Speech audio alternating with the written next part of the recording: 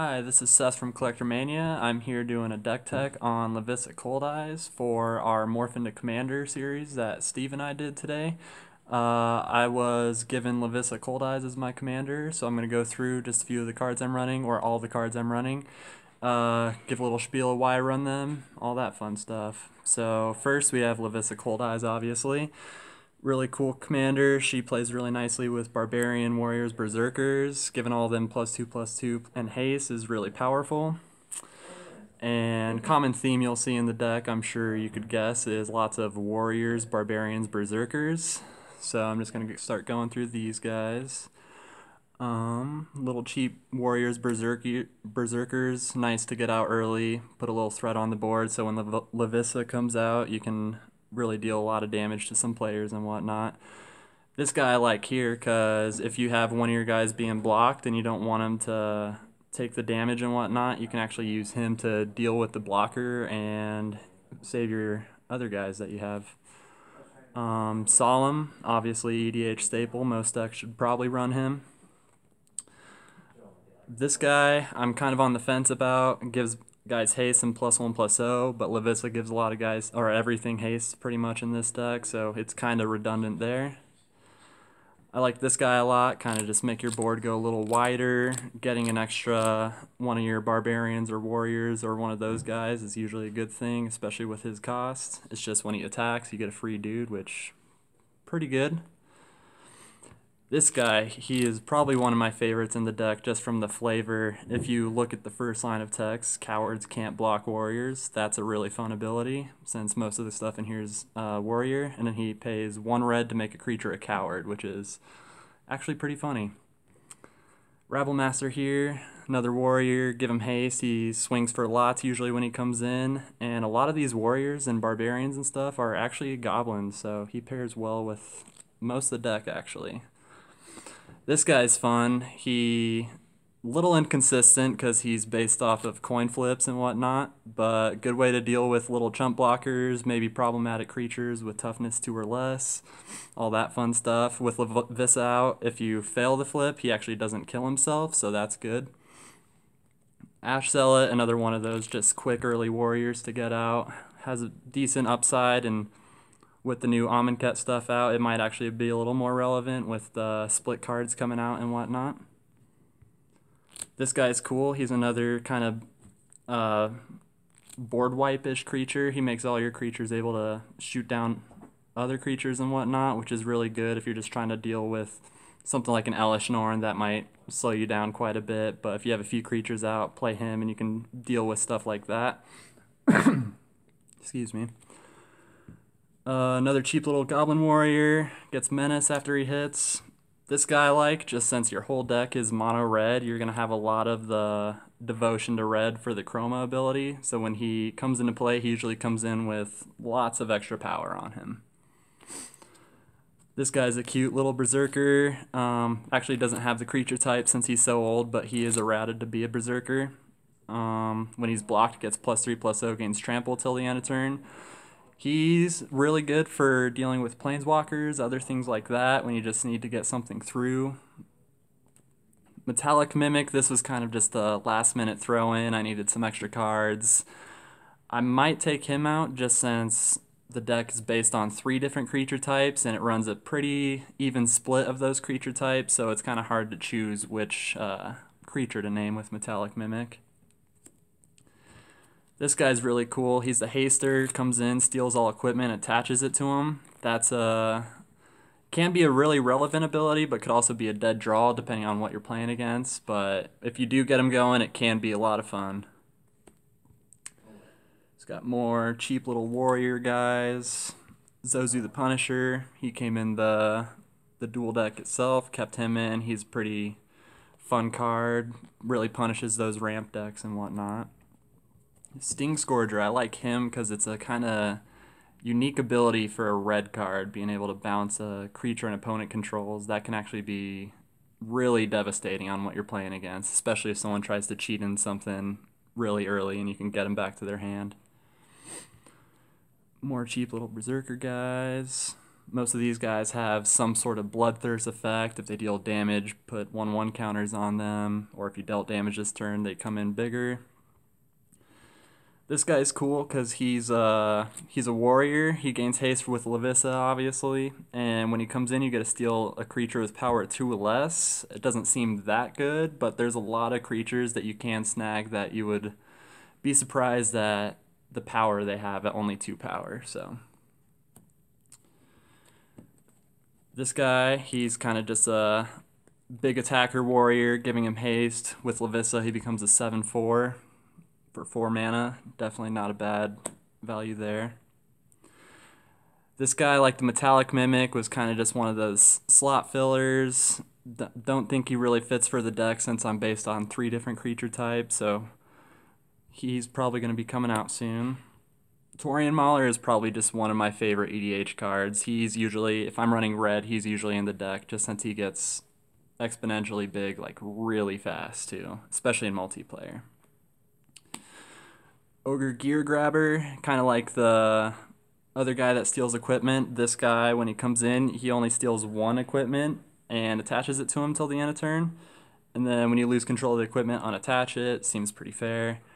Another one of those kind of cutesy, gets better with what your opponents are doing kind of cards. This guy, he's a 2/2 for 3. With Lovisa, he becomes a 4/4, but he also pumps all barbarians. I actually believe that he is a barbarian himself too. So Frenzied Goblin, another berserker, makes so other creatures can't block this turn. Definitely a viable ability in a deck where you're just trying to turn everything sideways. Ghitu, he's probably one of the better barbarians in this deck. I run a few different equipment cards, which we'll get to here in a little bit, but when he comes in, he can be very toolboxy depending on what you need.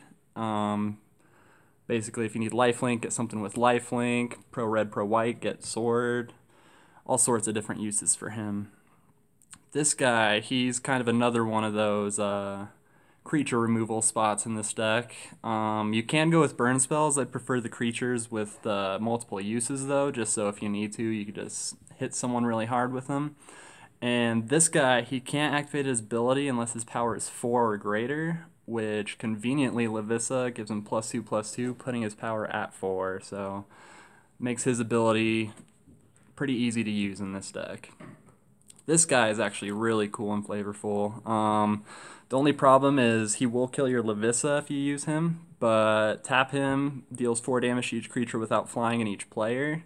He is a warrior, so Lovisa will give him haste, and she'll also pump him out of range, but if she dies, then he dies as well.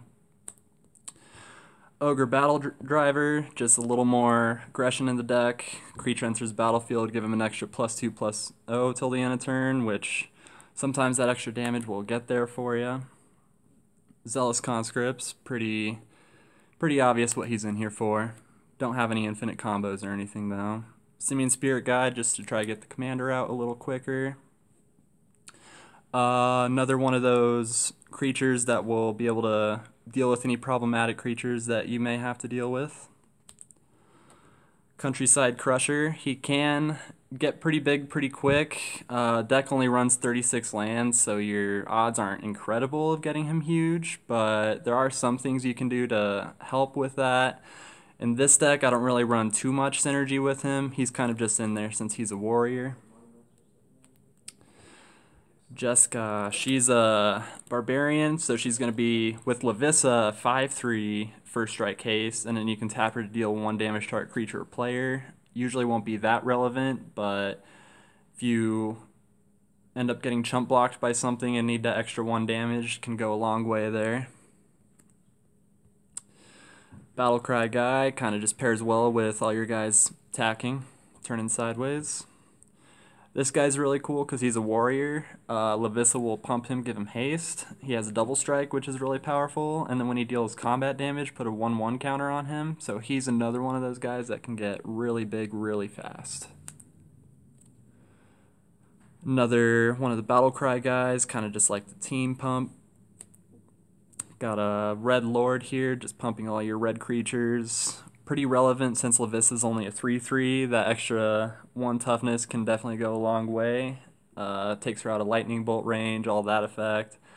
That giant earlier, if you have another pump effect, will keep Lovisa alive and whatnot.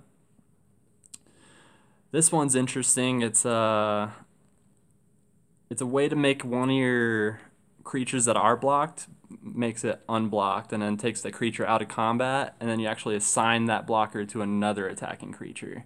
So if you have one of your big guys getting blocked by a guy who's bigger, you can actually make it so he blocks your smallest guy if you need to. So this guy's really cool for some sneaky combat tricks, and really don't see him played that often, which is a fun card, and he is a barbarian, so that's fun. Scab Clan Berserker, this one is pretty brutal once you get her renowned. Whenever an opponent casts a non-creature spell, it deals 2 damage to that player, so if this card isn't dealt with pretty quick and becomes renowned, it can be really devastating to the game. Basically, any answers cost 2 to play, or 2 life to play. Really anything that's not a creature, which really can be quite impactful. Lightning Mauler, he's not too necessary since Lovisa gives haste anyway, but if you need a way to give Lovisa herself haste, this is probably your best way to do so in the deck, and he is a Berserker, so he will be pumped. That's it for the creatures, so moving on to the artifacts. Skull Clamp, obviously pretty good for most EDH decks, just drawing cards. Sword of the Animist, I use this for ramp. There is other good ramp that you can run in the deck. Red doesn't have too much unless you want to do ritual style ramp, but this one's kind of one of those permanent ramp cards. I feel like most decks should run that in their deck as well. Coat of Arms, this one was in the duel deck. I decided to leave it in just for the test play and whatnot, but do think that going to be cutting it out just since, like I said earlier, it is a pretty even split between the warriors, barbarians, berserkers, so hard to get maximum value there. Probably one of my favorite mana rocks for EDH, Collision Relic. Potentially get you 2 mana in 1 turn if you need to ramp for 2 extra mana. Konda's Banner, this one's another kind of Lord effect, so equip this to your commander. Basically, if you equip it to Lovisa, anything that's red, which is everything in the deck, will get +1/+1, and anything in here that's a human will get +1/+1. A lot of these guys are human, so most of the creatures get +2/+2, but even just the +1/+1 effect is pretty good for all your creatures. Have another equipment here. This one's just for life gain trample. Imagine you'll probably need to gain a little life with how much aggression you're putting out there. People probably won't like you that much. Dolmen Gate. This one's fun just so you don't have to worry about losing your guys in combat. You can literally just turn all your guys sideways and not worry about losing any of them. Really fun card. Sword of Feast and Famine. Pretty good card. I'm sure you guys know what it does. Probably pretty good for pretty much any deck out there. This one I put in here just for the Ghitu the Bandit Lord though. So Fire Diamond, a little extra ramp. Another equipment. This one can potentially get +3/+3 in trample. Most creatures will get the +3/+3 from that. Obsidian Battle Axe. This is a cool card because gives +2/+1 in haste. Whenever a warrior comes into play, you can attach the Battle Axe to it for free. So that's kind of just a cool extra +2/+1 gain haste if you don't have Lovisa. Pairs really nice with most of the cards in the deck. Cage Sun, a little bit more ramp, another pump effect for your creatures, seeing how you're in one color. Cards like this are extremely powerful. Red cards cost 1 less to play. Pretty much everything in the deck that's not an equipment. Gratuitous Violence. This is one of those cards that just turns your aggressive deck way more aggressive. Pretty much doubles up on the aggression. Sneak Attack. This is a card that I'm a big fan of. I'm sure has a lot of fans out there. This one's really good because most of your stuff in the deck costs 4+ mana. So if you can just get a way to pay 1 mana, give them haste, this is your way to go and turns your deck super aggressive. Beacon of Destruction. This is kind of just one of my creature removal spells. Shuffles back into your deck so you can get multiple uses out of it. Pretty good. Chaos Warp, another red removal. Pretty much the only thing you have to remove, like enchantments, planeswalkers, that sort of stuff in a mono red deck. Seething Song, this was just put in so I could get Lovisa out as fast as possible. This is one of those things that probably don't necessarily need to run, but it's nice to get Lovisa out a couple turns early, so.